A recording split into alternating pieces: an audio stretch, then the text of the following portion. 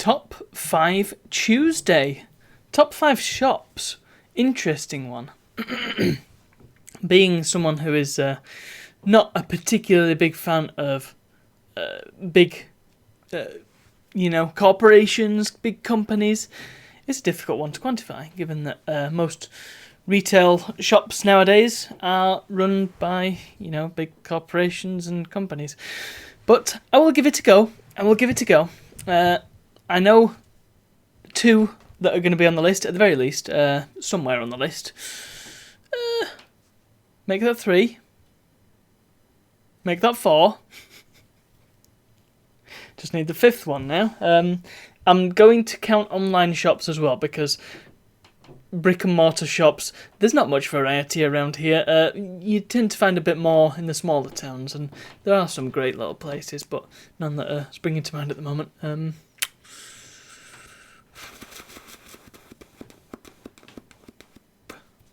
I've just thought of one, and I'm going to have to give it a pseudonym because it's too close to where I actually live, so it's fine.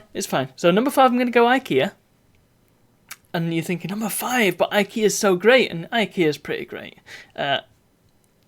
I'm going to go to bat for IKEA. Lots of people say, IKEA's a bit crap, it's not quality material, and it's not quality items, and it's overpriced, probably. There's plenty of people saying it's overpriced.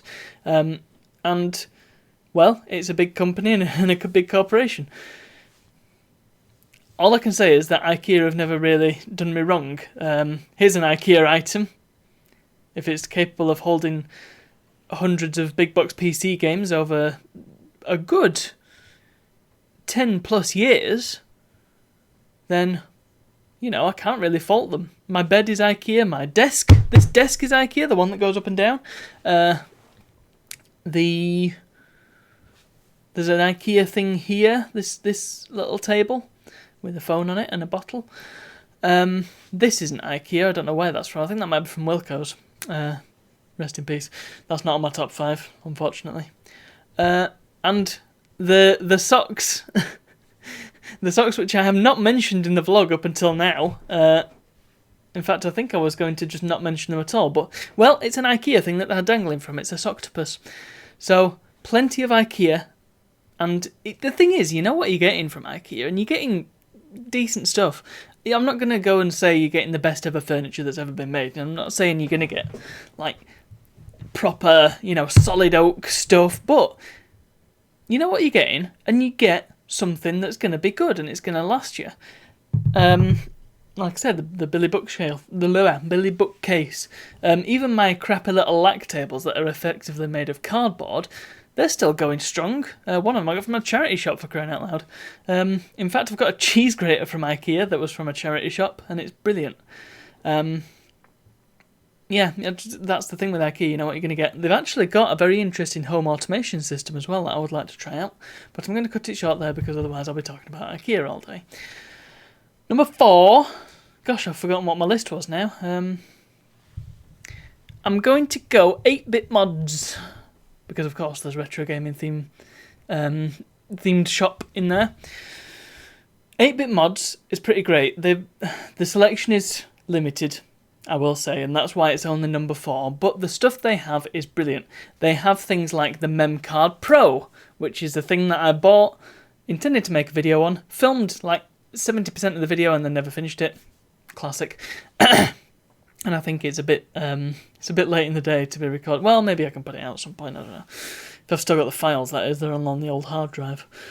They have mod kits for the GameCube. They've got all the SD to memory card mods.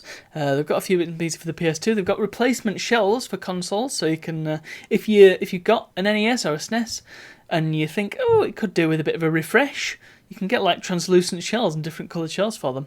They did do one for the PlayStation actually, and I was so close to buying the translucent blue one, but it was just way too out my price bracket.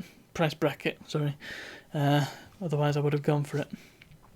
And they do controllers as well, I believe. Let me just double check. 8-Bit Mods.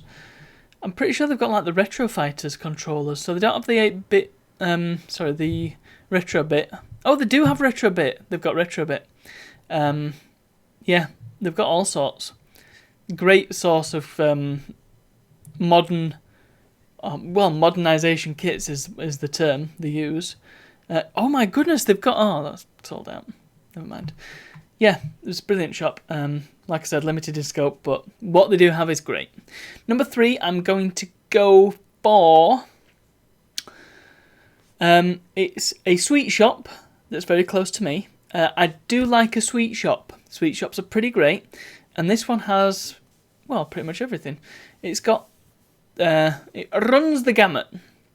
So you've got little handmade chocolates that they have at the front of the shop. They've got all the classic sweets, you know, the bubblies, and they've got pear drops. And actually, I think, if I recall, they've got proper pear drops as well. You come across some sweet shops and some bags of pear drops where you get the tiny little ones and they're either red or yellow. They're not proper pear drops. You want the ones that are big and they're both red and yellow, each one. I believe they do them. They do bonbons, they do rosy apples, and they do lemon sherbets and all that sort of stuff. All the classic sweets. They've got them in big jars behind the counter. And they've got little, you know, the packet sweets. So they've got little like Wham bars and toxic waste. I think they've got lots of them. They've got the sort of toffee that comes with a little hammer and you have to smash it up to bits. I mean, there's a lot of novelty sweets in there, and there's quite a bit of chocolate. There's a good amount of chocolate. In fact, I think the chocolate is decent value as well. And they've got some locally produced stuff too. The shop is a bit small. It would be nice if it was a big sweet shop, but I mean, how big can you really have a sweet shop? And they've got an additional section at the back where it's got cards, and if you keep going in the shop, inexplicably, there's a load of Stife bears, which is quite fun. They did have a Stife Tom, actually, from Tom and Jerry, and I was very, very close to buying that as well, but once again, way outside my price range, because it's Stife, and if you don't know about Stife, they are collectible bears. So that's number 3, my sweet shop. Number 2, retro gaming cables. Yeah, I would say retro gaming cables. In fact, would I put... No. Number 2 is going to be Merchant of Magic. I love Merchant of Magic because I love playing cards. I'm a big fan of playing cards, and I actually quite like magic tricks as well. Friend of the channel and friend of me, Simmons. Hello, Simmons. He does some great magic tricks, and his... he does them really well. I'm not going to go into super detail as to why, because maybe he'll be on a show at some point, and then maybe he can do a magic trick. But yeah, he does really good magic tricks with cards, and that's the sort of thing I would like to learn at some point. It'd be really nice to be able to just do some fun party tricks. But aside from that, they've got loads and loads of designs of playing cards. Some made for magic, some made for playing with. They've also got various little games and things, toys and puzzles. It's a really great shop, and they do a thing called a mystery box, which you can probably guess what it is. I think it's like 35 quid or maybe 40 quid, which sounds a lot for a mystery box, but when you consider the fact that decent cards, they're not the cheapest, they're not like the sort of thing you get for a quid at Sports Direct, they're actually, decent cards. Apparently, according to literally all the reviews, you get way over the value of the mystery box, so that is good to me. And they do all sorts of free things as well, and they give you points for shopping. It's all pretty great. But my number 1, actually, I was going to put retro gaming cables in, and I should have done really, but I've just thought of another shop that I really, really like. Oh boy, might have to be a top 6. Well, okay, let's do top 6 then, because I've just thought of another shop. Whatever. Number 2 is going to be retro gaming cables. So it's retained its spot. Again, very limited in scope. You can probably guess what the entire business model is. But they do it extremely well. This is a case of a shop and a merchant, a merchant that does one thing, but one thing better than anything else.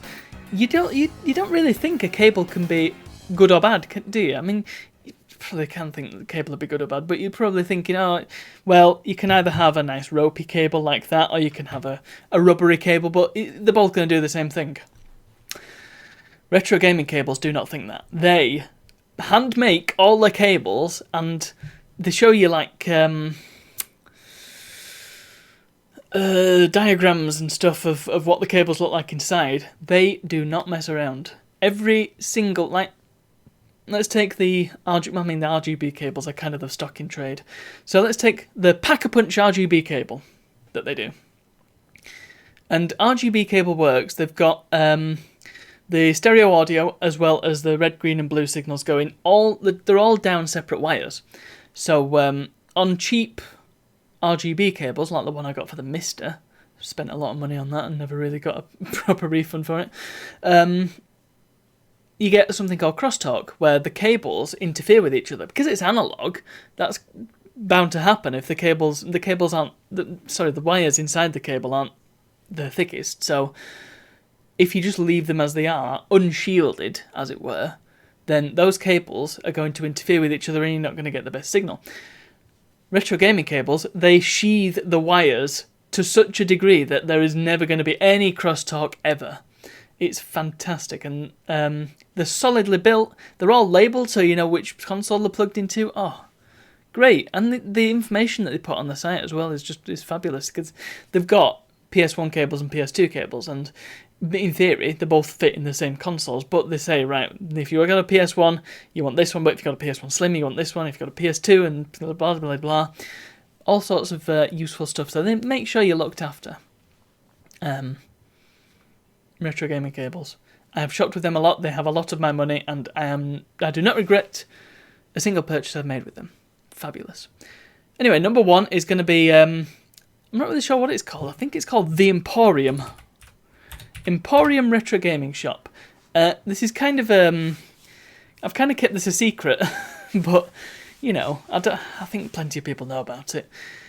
It is well, it used to be called From Japan Retro Sale, so that's kind of the clue there. And again, they've got a lot of my money. Basically, it's a drop shipping place. You can buy things and they'll ship it to you straight from Japan.